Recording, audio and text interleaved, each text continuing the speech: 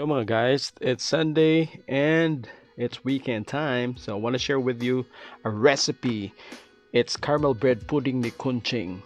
So Kunching sliced bread atong main ingredient, the most famous Kunching sliced bread. So ingredients, pasok. Our first ingredient and the main ingredient, this is Kunching sliced bread. And ana sila, others or legend has it, naibig 5 tabos. Pero ang ako wala man, so that's the very first ingredient. Next, unom ka itlog ni Paul. Unom, ay basta unom lang.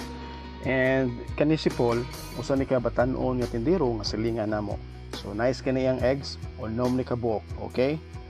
And next on the list, Alaska evaporated milk.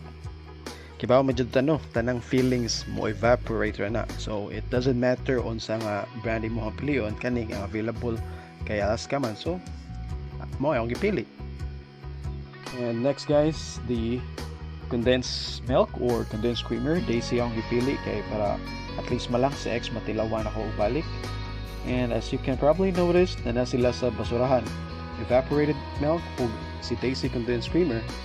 Bawa man ta. May evaporate na ang feeling, so nasa mas basurahan ko. After that guys, mukha na silang mix.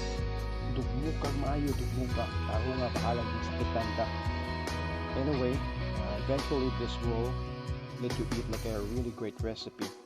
So mix all together. And once everything is mixed all together, just set aside lang.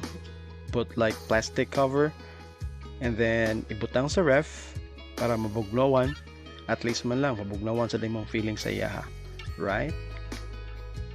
Okay, next on the list is the caramelized sugar. Of course, the title of this is caramel bread pudding, so kailangan dyan ang caramelized sugar. One of the final steps for this caramel bread pudding is to wrap it in a thin foil. So there are other usage of foils, but this is the main purpose of foil jud guys, no other things. Now roughly around 45 minutes to an hour of steaming, so this is the end result. I don't know if that doesn't look good to you guys. Well, to me it is. I really tried my best and this is what I've got. Well, Kunching's bread pudding. Hope you like it.